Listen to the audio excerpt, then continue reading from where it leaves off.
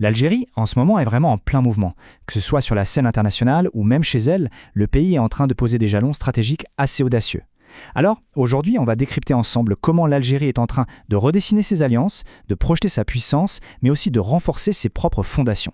Imaginez un peu, à travers le désert, il y a de toutes nouvelles lignes qui se dessinent. Et là, on ne parle pas juste de traits sur une carte, non. On parle de pipeline, de routes, de réseaux, bref, bien plus que de simples infrastructures. Ce sont de vrais instruments de pouvoir qui pourraient bien, demain, remodeler toute la région. Et au cœur de toutes ces stratégies, qu'est-ce qu'on trouve? Eh bien, une rencontre au plus haut niveau entre l'Algérie et le Niger. L'objectif, il est clair, c'est de forger un partenariat transsaharien assez solide pour, potentiellement, redéfinir complètement les équilibres dans la région. Et l'ambition, franchement, elle est immense. On ne parle pas de petits projets par-ci par-là, non. On parle de 3 véritables piliers. Un gazoduc, une route et même une liaison par fibre optique. L'idée, c'est de connecter le continent et de créer un axe économique et politique entièrement nouveau. Mais attention, l'enjeu va bien au-delà de la simple construction. Comme l'a bien souligné le Premier ministre algérien, le but ultime, c'est de tisser des liens économiques beaucoup plus profonds, de construire une intégration régionale qui soit réelle, concrète. Et cette vision, elle est clairement partagée. Le Premier ministre du Niger, lui aussi, insiste sur ce point, répondre aux préoccupations mutuelles. Et ça, qu'est-ce que ça veut dire? Ça montre bien qu'il y a une vraie convergence d'intérêts, une volonté commune de bâtir quelque chose de solide, de durable. D'ailleurs, cette convergence, on la retrouve un peu partout. Que ce soit sur la sécurité au Sahel ou la coopération économique, on voit bien que les deux pays sont sur la même longueur d'onde. Ils sont d'accord sur la façon de s'y prendre pour relever les défis, mais aussi pour saisir les opportunités qu'ils ont en commun. Alors, ce partenariat avec le Niger, c'est une pièce du puzzle, mais il faut voir plus grand. En fait, ça s'inscrit dans une ambition algérienne beaucoup plus large, devenir un poids lourd de l'exportation, pas seulement d'énergie, mais aussi d'expertise énergétique. Et pour ça, il y a un acteur clé, Sonelgaz International.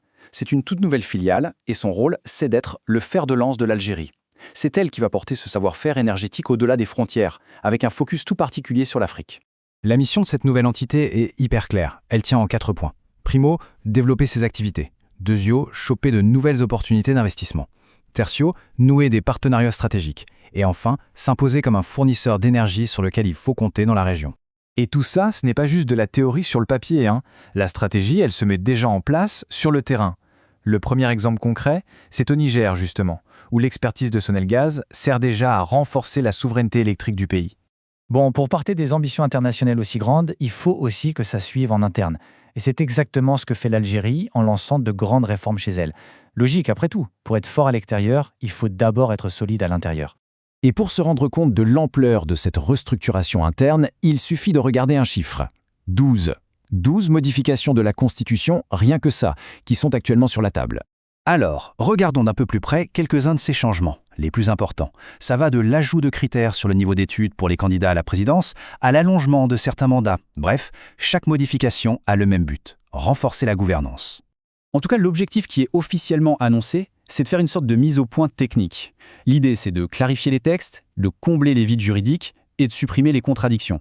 Tout ça pour avoir une gouvernance plus solide. Mais bien sûr, tous ces projets, internes comme externes, ne se font pas dans une bulle. Il faut absolument prendre un peu de recul et regarder le contexte. Et le contexte régional, il est, disons, complexe et souvent agité. Et la liste des pressions extérieures, elle est longue. On a les défis de sécurité au Sahel, les tensions géopolitiques qui montent au Moyen-Orient, et puis bien sûr les conséquences économiques directes de tout ça. Bref, ça crée un environnement sous haute pression.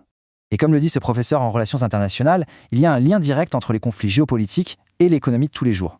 C'est simple, la peur de l'inflation, elle pousse les banques centrales à être plus prudentes, à augmenter les taux d'intérêt, ce qui au final met un coup de frein à la croissance. L'instabilité a un coût et il est bien réel. C'est vraiment l'effet domino classique. Ça commence par un conflit régional qui fait flamber les prix de l'énergie. Ça alimente l'inflation. Du coup, les banques centrales réagissent pour calmer le jeu, et paf, au final, c'est la croissance économique mondiale qui ralentit.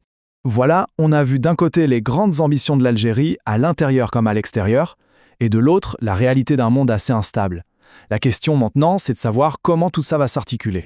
Alors, est-ce que les plans ambitieux de l'Algérie pour le futur peuvent vraiment tenir face aux pressions d'un présent aussi turbulent? C'est la grande question. D'un côté, on a une vision, une stratégie claire, de l'autre, un contexte plein d'incertitudes. Et c'est vraiment la capacité de l'Algérie à naviguer entre ces deux pôles qui déterminera son succès. C'est dans cet équilibre, finalement assez fragile, que tout son avenir se joue.